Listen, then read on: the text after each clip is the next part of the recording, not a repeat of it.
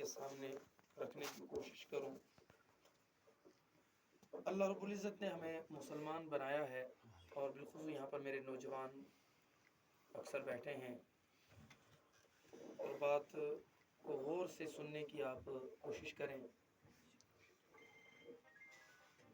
اللہ رب العزت نے ہمیں مسلمان بنایا ہے اور ہمیں ایمان کی دولت سے نوازا ہے، اور ایمان کی دولت سے نوازنے کے بعد اللہ رب العزت نے ہمیں حضور کی امت میں پیدا فرمایا، اور اس کے بعد ہمیں آزاد نہیں چھوڑا، بلکہ ہمیں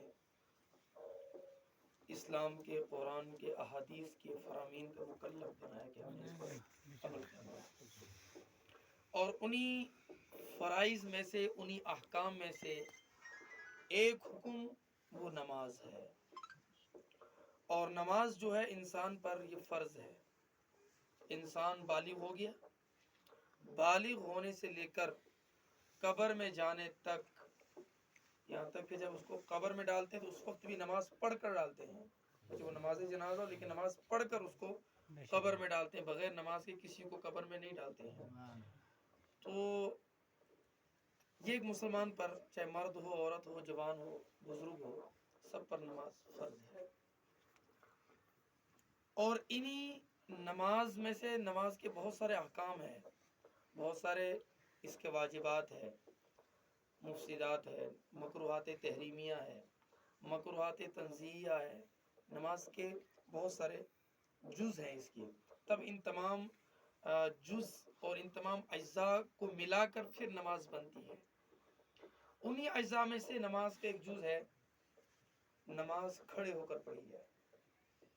جو طاقتور ہو نماز کھڑے ہو کر پڑھی جائے، تو کھڑے ہو کر نماز پڑھنا یہ فرض ہے۔ اگر کوئی طاقتور ہے اور اس کے باوجود وہ نماز بیٹھ کر پڑھتا، اس کی نماز نہیں ہوتی ہے۔ ہم جب چھوٹے ہوا کرتے تھے، ہم سنا کرتے تھے اپنے بزرگوں سے کہ نہیں، جو عورت ہے، عورت بیٹھ کر نماز پڑھنی چاہیے۔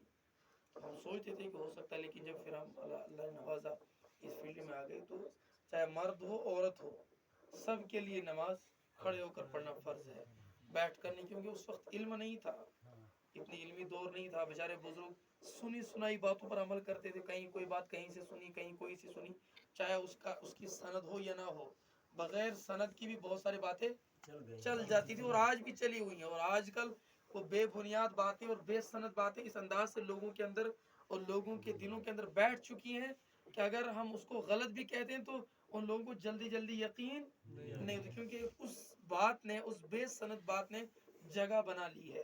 انہی میں سے یہ بھی تھا کہ لوگ یہ کہتے تھے کہ عورت بیٹھ کر نماز پڑھے، نہیں، مرد ہو، عورت ہو، ہر کسی کو کھڑے ہو کر نماز پڑھنا فرض ہے۔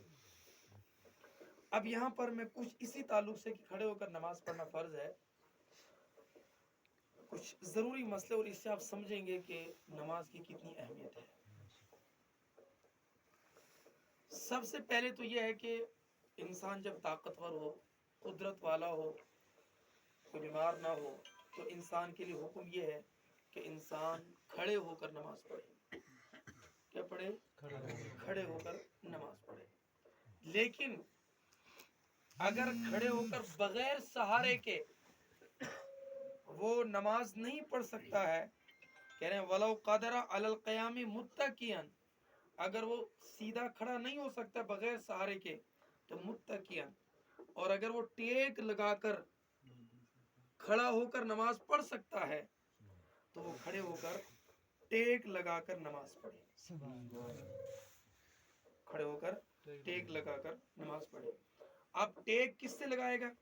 کہہ رہے ہیں کہ وَلَوْ قَدَرَ عَلَىٰ أَن يَعْتَمِدَ عَلَىٰ عَصَا، اگر وہ قادر ہو تو یا تو وہ عصا ہاتھ میں لے اور عصا کے سہارے پر وہ کھڑا ہو جائے اور کھڑے ہو کر نماز پڑھے، او علی خادم لہو، یا وہ اپنا کوئی خادم مقرر کرے، کوئی نوکر، یا اگر نوکر نہ ہو تو گھر کا کوئی فرد ہو، بیٹا ہو، کوئی اور ہو، تو وہ اس کو وہ کھڑا کر کے رکھے، اس کو پکڑ کے رکھے نمازی کو، تو وہ کیا کرے؟ نماز پڑھے۔